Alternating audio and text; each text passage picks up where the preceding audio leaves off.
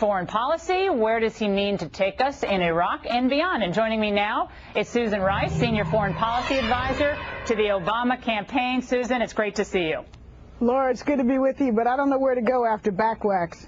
I know, that's kind of a bad segue, but what can you do? It's politics and the culture on this show. Susan, I know you're foreign policy and that's your focus, but any more clarification on that headscarf issue, you know, removing people from a camera shot? That doesn't seem all that post-racial to some of us. Well, I think you heard from the campaign that that was absolutely unacceptable. What the volunteers did is absolutely not campaign policy. It's offensive to all Americans. And the campaign has apologized, as well we should have. Let's move on to some of the comments that were made by the Iraqi foreign minister after Senator Obama's conversation with him earlier this week. Senator Obama came out and said, I'm encouraged by some of the progress in Iraq, but obviously wasn't going to change his mind on withdrawal. The foreign minister said this. He said, my message to Mr. Obama was very clear. Really, we are making progress, and I hope any actions you will take will not endanger this progress.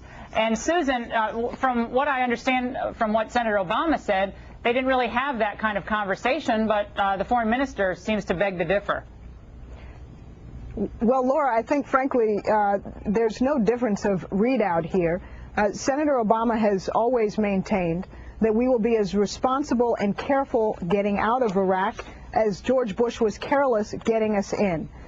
We will withdraw our forces at a reasonable pace of roughly 1 to 2 combat brigades a month. We'll consult in advance with the Iraqi government, as Senator Obama has said on a number of occasions, and we will do this in a careful fashion. Obviously, it is in our mutual interest to use the fact of American withdrawal to try to support the Iraqis and encourage them to make the sort of political accommodations and reconciliations that they've refused to make so far. And that's at the heart of Iraq's civil conflict. It's a political problem. It can't be resolved militarily, and to the extent we can support them politically as we withdraw, we will enhance the security and stability of Iraq.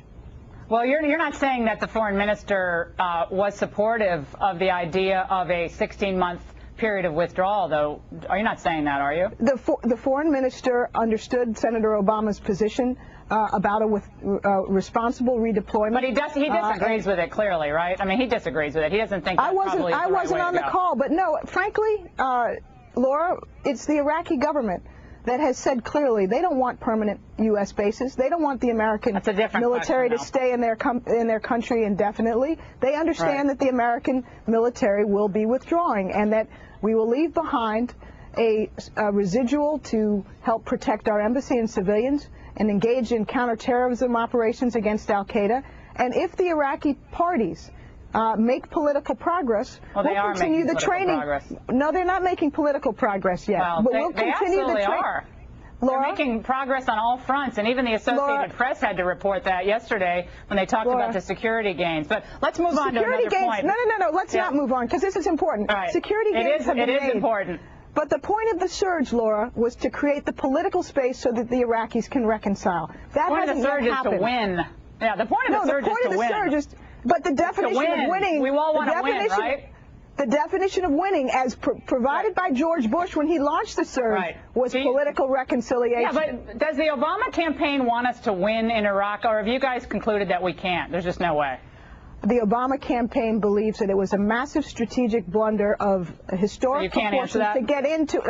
Can I finish my sentence? Sure. I just asked you a yes or no question. To get into Iraq, and that we have to be responsible getting out and maximize the chances of a successful outcome in Iraq. But when you make a massive strategic blunder, you certainly reduce the chances of a successful outcome. Absolutely. Every American wants us to succeed in Iraq. But success is difficult. Well, we are succeeding. Well, Laura, what's the definition of success? George Bush says How about security improving and the people being more optimistic? That's very important. Isn't there a Club Med setting up in Kurdistan? We just read something in the Washington Times today. It's like a $4.6 billion development project. Homes and apartments and hotels. I'm sure you'll be looking forward to taking your vacation there soon. I wouldn't mind, actually. It sounds pretty good considering housing prices in the United States. One final point. On MSNBC this morning, Susan, you called President Bush's foreign policy stupid and that McCain would essentially continue that. Do you think that's all that helpful? I mean, it's stupid, and then Danzig said something about we need a Winnie the Pooh foreign policy. I mean, this kind of seems silly at some point. You know, the McCain campaign called Barack Obama delusional and naive.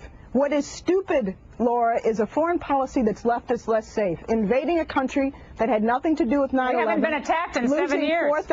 Losing 4,000 American lives and spending $1 trillion on a war that had nothing to do with 9/11. While the I know you're on those committed talking 9/11, points. Things are changing. No, this is the world, Laura. The world is that Osama bin Laden Facts is free. change, though. Zahra Lahiri is free, and America is less safe. Yep. That will change when Barack Obama is president. Well, Susan, I really appreciate you joining us. I know there's some tough monologue and tough questions, but you're standing